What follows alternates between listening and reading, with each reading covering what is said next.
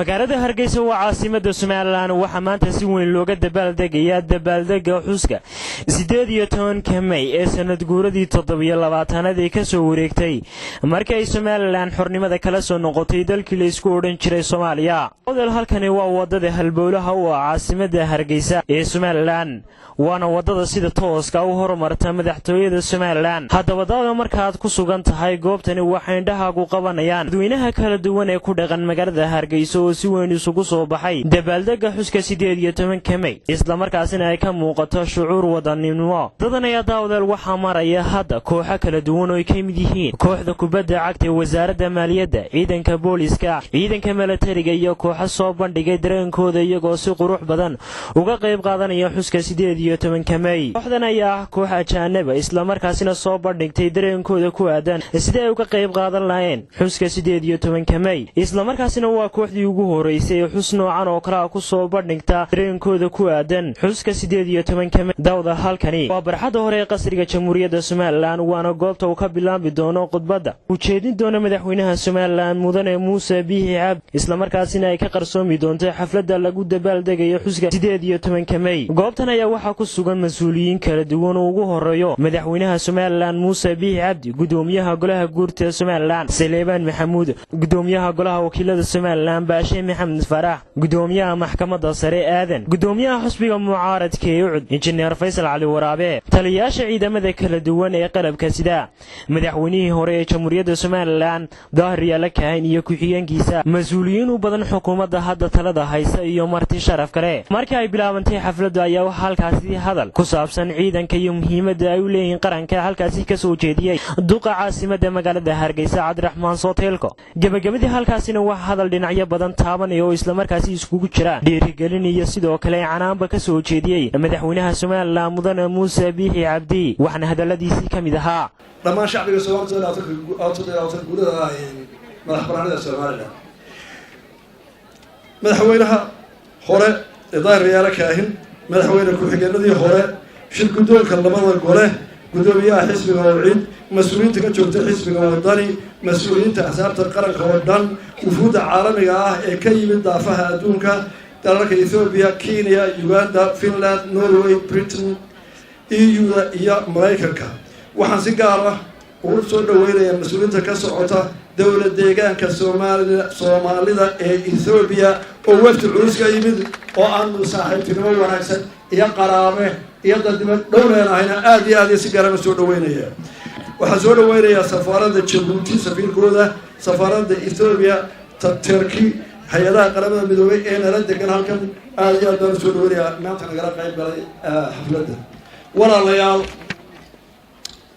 waxaan bariyay bogaadin u durayaa aan la soo koobi karin dhammaan shacabweynaha Soomaaliland ee dalka ku sugan iyo kuwa dibadda daafaha adduunka ku sugan. waxaan si gaar ah u bogaadinayaa maseexdayaasha lagu seexdo halyeeyada aan fadhiyin een harsan ee had iyo jeer degan surin colaadeed iyo saymo si ay u daafacaan dalkooda. waxaan leeyahay ciidamada kala duwan ee qarankeena kaalinta aad ku jirtaan iyo jiritaankiina iyo hawsha haysaan dalkiina iyo dadkiinu wuu idin ogsoon yahay, taariikhdana way ku jirtaan waana idinku xusuusnoo doonaa intay Soomaaliland jirto. maanta oo kale 27 sano ka hor shacabka Soomaaliland waxa uu ugu suntan yahay maalin milgo, miisaan iyo maamuus culus leh. waa maalintii ay dib ula soo noqdeen una xasladeen qarnimadoodii luntay. waa maalintii ay dib ula soo noqdeen xornimadoodii ka dhacantay oo u dhacantay laabxaadnaan iyo xog la'aan iyo xiise Soomaaliyeed ee seejisay gobonnimadoodii. waxa hubaal ah oo aan caad saarayn in Soomaaliland halgan dheer oo hayaan dheer kadib ah ay ka soo kabatay intii kadeed mudatay maantana ay ku naaloonayso xorriyaddeeda iyo calankeeda. walow maanta ay weli Soomaaliland intay hadal iyo cunaqabatay iyo siyaasad dhaaftay ay dagaal qaawan ugu soo qaaday. Soomaaliland waxay leedahay taariikh fac weyn boqolaal sano jirtay. waa maxkamada Ingiriiska boqortooyada Ingiriiska halka ay Soomaaliya ka ahayd gumaysigii Talyaanigu haystay markii dambana ahayd loo dhiibay wixii looga jiray Taraskiibka ee Talyaaniga. walaalayaal 18 May kumay iman hadiyad layna siiyay balse waxa ku timid dhiigga halyeeyada burbur dhacan xoolo wixii ay dalkani boqolaal sano soo dhaqanayeen goblan agoon